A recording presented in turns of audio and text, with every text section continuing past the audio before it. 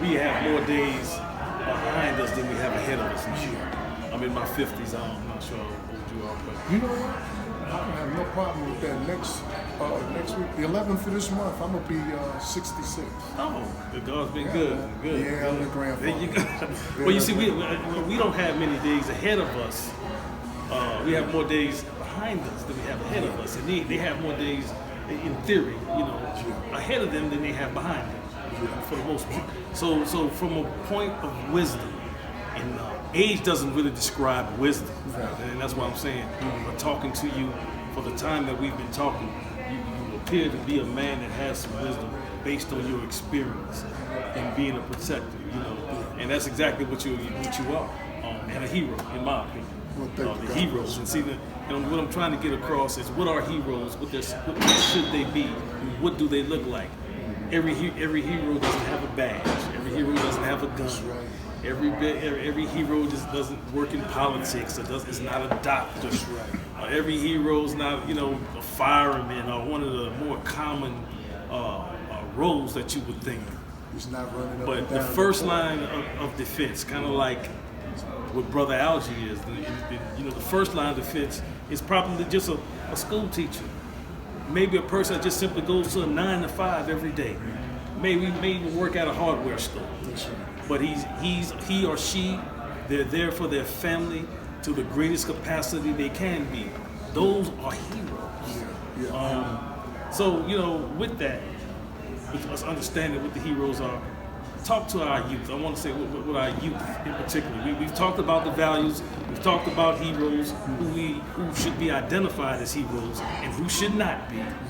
Run around in tights and everything like that. Looking for self-validation, not that. But we're talking about people who have some substance about themselves based off a value system. And so what can we say to our younger community? Not even, because listen, there's a such thing as an old fool. There's some guys running around. That's right. I mean, within our age bracket, still acting like they're 20 years old. They think things. Running around Right. So what would you have to say to the misled, or those who have fallen to the wayside, or have the poor, never had a real example of a real man or a real woman? What would you say? First I want to say, on behalf of my age group, my generation, and even the one that was behind me, to our youth today, I want to really apologize to them. I really do. I want to apologize to today's youth because they are being confronted with a total world of chaos based on things that they had nothing to do with. They are the recipients of our lack thereof. When we should have been doing the things that we needed to do for them, they still winded up coming up short because of the simple fact that that's all we have on the plate.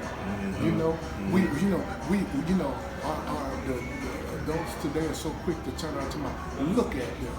Yeah, look at them. Why are they like that?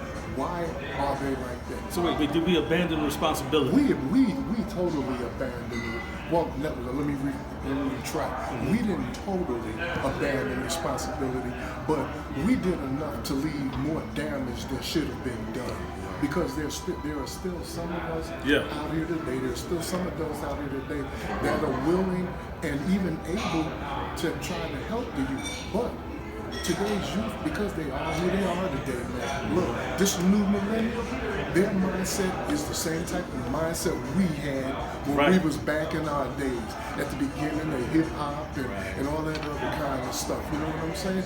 Theirs is the same. And what it is now is that if we really want to relate to today's youth, it's not saying that you have to come down to their level and think less than. You have to come down to their level to understand what it is that they're doing. This is a millennial age now. You know, this same thing. Look, half the time some of this stuff going on, I be calling my son, yo, Spider-Man, what are they talking about, man? Right. You know, I'll call one of my nephews talking about, yo, what do they mean by this and that, you know? And they'll tell me why, because I don't have an understanding about what they're saying. And it's half the things that they're saying, I remember it in a different way. You know, but it's not the same anymore. So we have to really just, I'm not saying we got to look down on them. Just come and talk to them. You know, just like you and I talking right now. Believe it or not, the youth are willing, a lot of them are willing to be spoken to. What they don't want to do is you keep browbeating them and telling them about what they aren't and aren't supposed to be doing. We still got to be in a position to show them. You know what? The youth today, these kids aren't just smart. They're very highly intelligent. Brilliant. Right. Some of the things that they be doing, I stand in awe of. I'm going to tell you. I work with one young man in particular, and I know we're talking about the youth, but I work with one young brother on my job, 22. 22. If you was to talk to him, you'd think he's one of us. His mindset, you know, that's the way it is. And I see a lot of it with the youth today, with some of the youth in my church and everything. Right. And you know, I watch them interact with each other. You know, and sometimes I'm lost. I'm like, why is she talking to him like that, or why is she doing that? That is their language. You know, it's just like a bilingual thing. You know, in America, everybody wants to speak English. Well, English isn't the only language that's being spoken. That's just the way it is with the youth. They are who they are. And keep in mind, they're taking the leftovers, they're using the leftovers, and they're capitalizing off it. And what I mean by the leftovers, the garbage we left them. Right. See, we taught them, I mean, when we're talking about the right and wrong about life, they know that. They know the difference between right and wrong. But if you put them in a certain arena, and those things that you may have taught them aren't being utilized, then all they're going to be able to work with is the rights and wrongs in that place where they're at. And if we aren't there to correct them about that, they're going to do what they do. Right. Now, when you say we, let me try to stimulate that conversation a little bit more. Sure. Okay. What about the decay of the village concept and the community concept? Because right now the word community is loose. I mean, it's so loose when people say, well, I'm supporting my community. Really, what are you really doing? You know, sometimes, I mean, supporting the community is not always a structured event. Supporting your community is simply going out, okay, guys might be outside playing basketball or whatever, introducing yourself, and you know, making a connection with them from a simple place, not just a place where I think I have the greatest levity, so that you know you need to just simply listen to what I'm telling you, but from a place where they can come to you. Because one of the things that, you know, as I was raising my children, one thing I always wanted them to do is to be able to come to me about it. And I used to say, you know, if you lie to me, I can't help you. Just tell me what you did, we'll get through it. If you punish for it, we get through. I'm not gonna keep it, hold it over your head for the rest of your life. But you know, be honest with me. But I believe that you said earlier you had many mothers. I did too. Coming up, a lot of my aunts I almost look at as a mother because they raised me that as well. That concept, that village concept. We don't want somebody to say anything to our child, even though our child wrong as I don't know what. You out there ready to fight because they done told something, stopped their child from doing something they should not have done. But that's or not, they said something to them. That's not a community concept. Right, that's what I'm saying. Yeah, that definitely is. I mean, when they look, and I can only say this based on what I'm seeing. When they talk about community, people are looking at it as far as a place where you live. Right. Not what you're doing for each other, but a place where you live. Where you live? I live in Olathe. What? I live in that community over there. Well, what are they doing?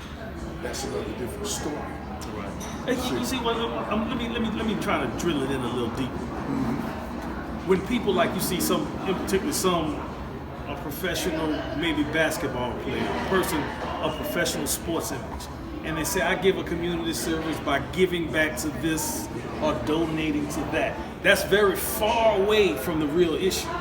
So you can't just throw money at it and then get it written off at the end of the year for taxes and say that's my community service. So I want to say the community service portion of it, and a lot of people use that loosely.